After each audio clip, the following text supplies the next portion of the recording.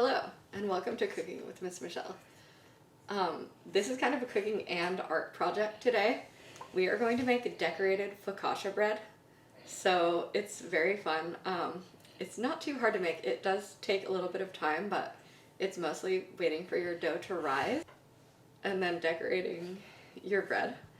So for my focaccia bread, I'm going to need 1 1/3 cups of warm but not hot water, a pack of yeast, and 1 tablespoon of coarse kosher salt, plus a little bit extra for sprinkling my bread, a tablespoon of sugar, 5 cups of flour. I have bread flour, you can use all-purpose flour as well, and 1 cup of olive oil. And then for my decorating, you can use whatever you want pretty much to decorate your bread. You're gonna want stuff that is kind of soft and will bake easily, so it won't be really crunchy when you eat your bread, unless of course you want hard crunchy vegetables on your bread. So I have some leafy herbs like parsley. I have flat leaf parsley, so I can kind of spread it out and press it into my bread. Some chives and chive flowers. I also have some olives, different colored mini peppers, some different colored shallots, cherry tomatoes, and my favorite, asparagus. And you can also think about like what kind of designs you want to make on your bread, and maybe that would inspire you to use like certain vegetables. You could also probably do fruit if you want. That might give you some more options and do like a more sweet focaccia bread. So I'm gonna probably do something kind of naturey with like flowers and butterflies and leaves and stuff. You could do like animals, sea creatures. You could even do like a portrait of someone. I don't know. You can be pretty much anything you could draw or paint. You could decorate your bread with. So be creative. You could do like a starry night focaccia, although I don't know what you'd use for the blue. You could certainly make it different colors. So yeah, think of something wild and creative that you want to do, and you can try decorating your bread with it. So the first step is I'm going to make my bread dough. So I'm going to put my yeast in my warm water, and it is very important that my water is not too hot, because yeast is actually a living organism, and if the water's too hot, it can actually kill your yeast, and then your bread won't rise, and it will be a Pinterest failure. But I want it kind of lukewarm, so it feels kind of warm on my finger when I run water over it, but not too hot. So I'm just gonna add my yeast and sugar to my water, and then I'm going to let this kind of activate the yeast, and I'll notice the yeast is going to get wet and it's going to look kind of foamy when it's ready. So I'm just going to set that to the side and wait till that gets ready. And then for my bread dough, if you have a KitchenAid mixer, that is going to be helpful. If you don't have a KitchenAid mixer, don't worry, you can still just knead it with your hands and make it in a bowl. So I am going to use 5 cups of flour. And I'm supposed to use the bread hook, but I don't know what happened to mine, so I'm going to use this paddle and hope for the best. If it gets too hard for my mixer, I might have to knead it by hand, but that's okay. Looks like I have the perfect amount of flour. And then I'm going to add my tablespoon of salt. And I am going to just give my yeast a couple minutes. You can see it's starting to get a little foamy, but I want to wait till the whole thing looks kind of, I don't know, slimy and liquidy. So I'm just gonna come back to this in a couple minutes when my yeast is nice and active, and then I'll continue. Okay, so I can see my yeast is really active right now. You can see it's kind of bubbling up and it looks a little foamy. It's kind of, if you look really closely, you might see it bubbling or moving a little bit. So it's much different than when I poured it out. It just looked like little granules. So I'm gonna go ahead and add this to my dough. Well, right now it's not dough, it's just flour. I'm gonna pour this in. And I wanna make sure I get as much yeast off the sides as I can. And then I'm gonna add a half a cup of olive oil. All my sugar is on the bottom, so I'm gonna go ahead and scrape it into my dough here. And then I'm just gonna start mixing this. And once it forms a dough, I wanna just keep mixing it. So this is gonna help me knead it. If you don't have one of these, which a lot of people don't, you can put some flour on your board and knead it by hand. You just want to make sure your hands are nice and clean. I'm still going to knead this by hand a little bit. I'm just going to let the machine do most of the work, and then I'm going to knead it a little bit at the end here. Okay, so it's been about 4 minutes. This is kind of seeming to get mostly stuck to this, so I'm just gonna knead it by hand. I'm gonna put a little bit of flour on my board so my bread won't stick to it. And then I'm gonna get my dough off of here. And it's pretty sticky, so I might just coat my hands with some flour. And then I'm just gonna knead it. So I'm just gonna kind of squish it around.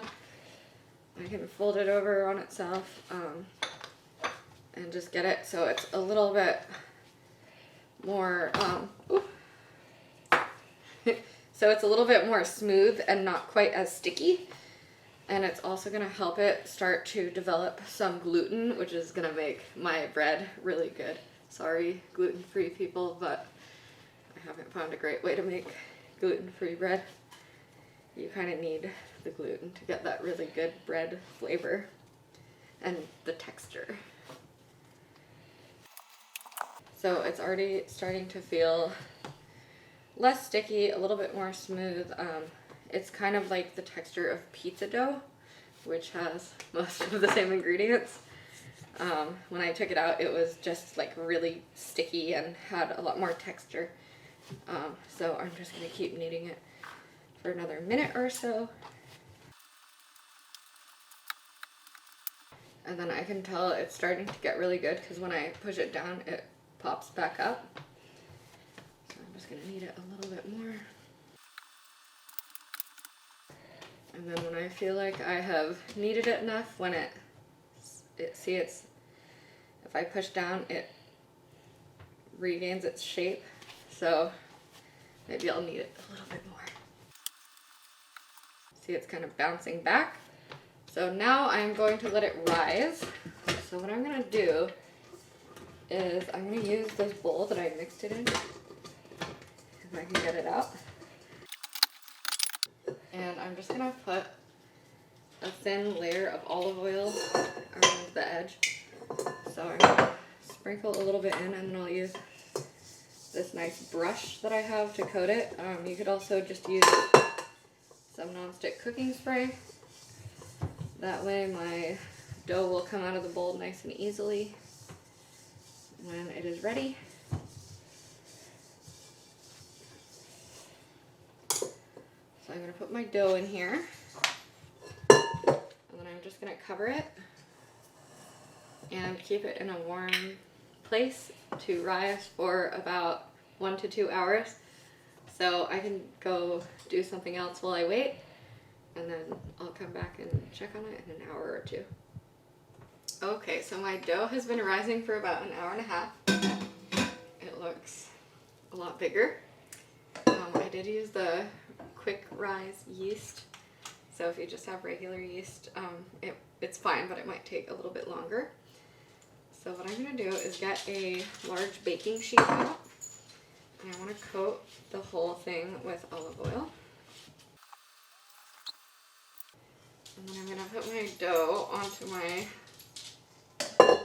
pan here, and I just want to stretch it out so it covers the whole pan. If you have a few different people doing this, you could break your dough up into smaller pieces so everyone can have their own, or if you want to work on it together, that would be great too. So if you have the whole piece on one pan, it'll probably stretch all the way to the edges, but if you break it up, then you can just have a smaller piece, or you can do two pieces together on the same pan. And then I want to make some finger holes in my dough. So I want to poke down until I feel the bottom of the pan. And you want to make sure before you do this your hands are nice and clean. I just washed them right before I started the camera. And then I want to spread a layer of olive oil over the top. So I have this nice little silicone brush that's handy for projects like this. Okay, so I'm going to set this to the side, and I actually want to cover this. I'm going to use my baking mat so I don't have to waste a big piece of plastic or foil. So I'm going to let that rise for another hour or so. And I know it's kind of long, but the hands-on time isn't that much time. So if I want to go do something else, I can. I can start getting my stuff that I want to use to decorate it ready. So I have some cherry tomatoes, and I can start cutting these up. So I can cut my vegetables or whatever I'm using in different directions to make different shapes. So if I cut these from top to bottom, it's going to give me more of an oval shape. If I want more of a circle, I can cut them into slices. And I can do some of each, so I'll have a variety of shapes to use when I decorate it.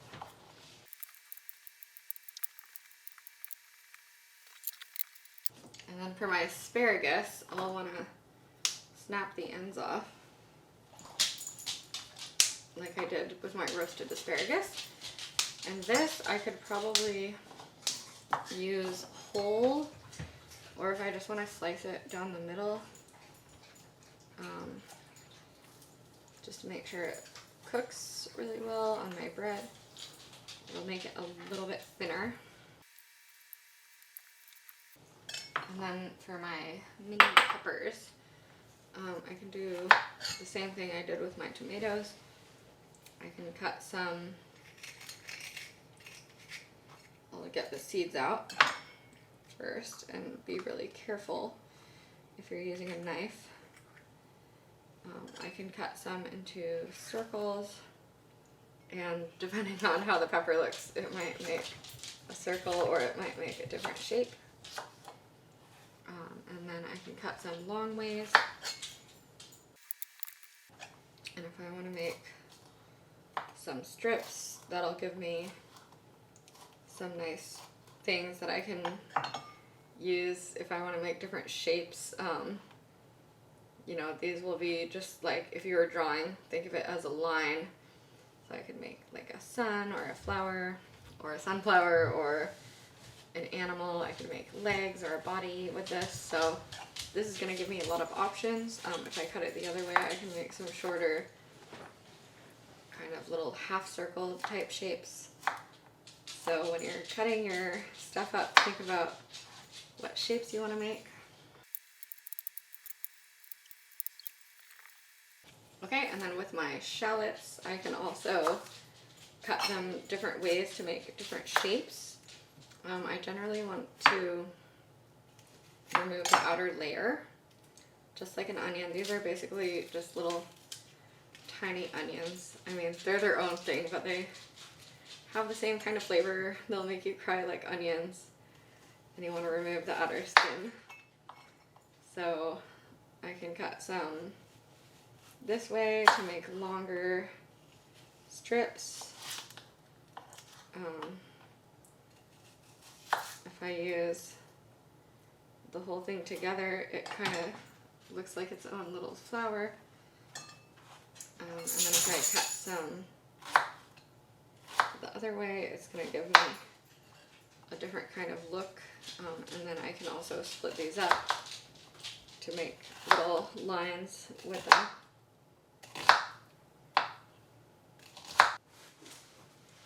Another thing I thought of, I'm a little teary-eyed from the shallots. Another thing I thought of that would be really good to use is some thinly sliced garlic.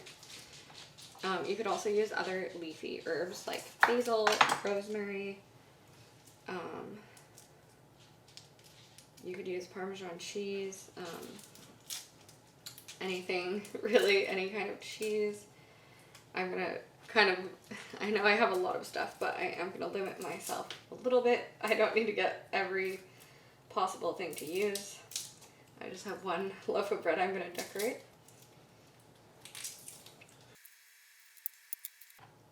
So I can cut some of my garlic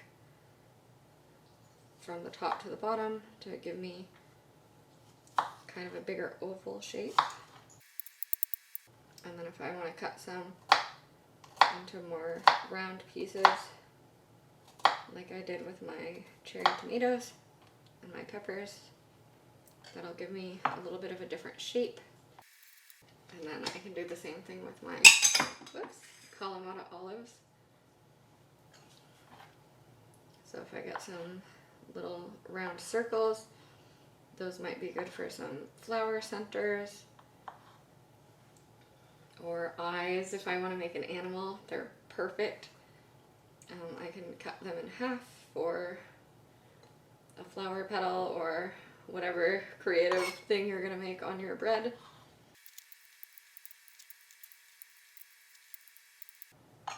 Okay, and then once I have my stuff ready, I can just set it to the side, and I have to wait a little bit longer, actually a lot longer, about 45 minutes. For my bread to rise. I'm trying not to get too emotional with these shallots here. If you don't want to do this all in one day, if you want to get your bread ready like the afternoon or evening before, you can put it in the fridge overnight, and then decorate it the next day if you want to make it into a 2-day project. Otherwise, I'm just going to give it another 45 minutes. And then I'll come back and do my decorating. Okay, so my bread has been rising for another hour. If you had it in the fridge, if you take it out, you're gonna wanna probably let it warm up for about 30 minutes. So I'm ready finally to decorate. I have all my stuff here ready to go. My bread's a little uneven, but that's okay. And I can just sprinkle some of my coarse salt on here. And then I'll be ready to start putting my stuff on. So I have my nice asparagus. So when I put my stuff on, I'm just gonna gently press it on there so it sticks.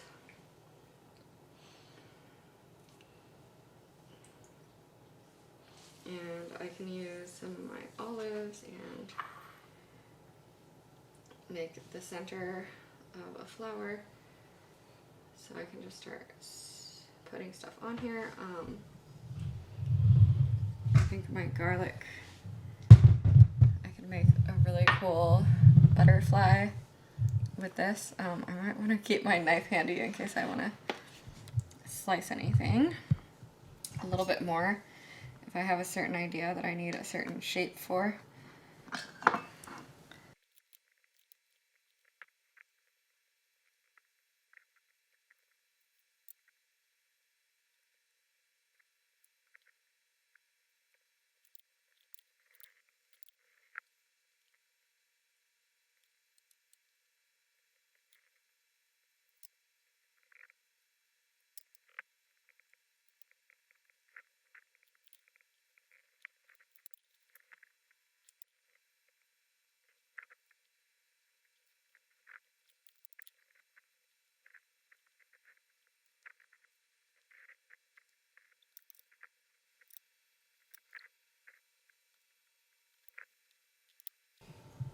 Okay, so I'm actually having a lot of fun decorating this. My bread is pretty full though, so I'm probably gonna have to be done. I'm running out of space, so, but this is really awesome. So, oh, I forgot to preheat my oven. I need to preheat my oven to 450. And before I put this in, if I have any leaves on here, or delicate herbs, I just want to take my brush and brush some olive oil over them so they won't burn or turn brown in the oven. Everything else should be fine.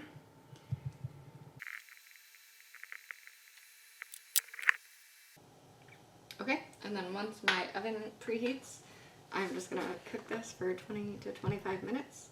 I'll check it after 20 and see if it needs a little bit more time. And then I will probably be sad to eat it because it's so beautiful, but it will be delicious. Okay, so my bread has been in for about 23 minutes. And it looks done. Oh my gosh, it looks and smells so good, and it was extremely fun to make. I'm gonna be sad to cut it up and eat it, but it'll be worth it. Thanks for watching my video. I hope you like this project, and happy Focaccia decorating.